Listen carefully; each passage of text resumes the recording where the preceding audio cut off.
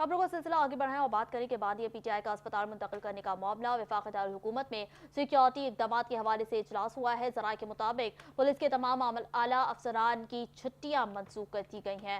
Update करते चले कि बानिया पीटीआई का अस्पताल मुंतकिल करने का मामला वफाकी दारुल हुकूमत में सिक्योरिटी इकदाम के हवाले से इजलास हुआ है। इसी हवाले से मज़ीद तफसीलात जानते हैं इस्लामाबाद से हमारे नुमाइंदे राजा अदनान से। जी अदनान, अपडेट कीजिएगा।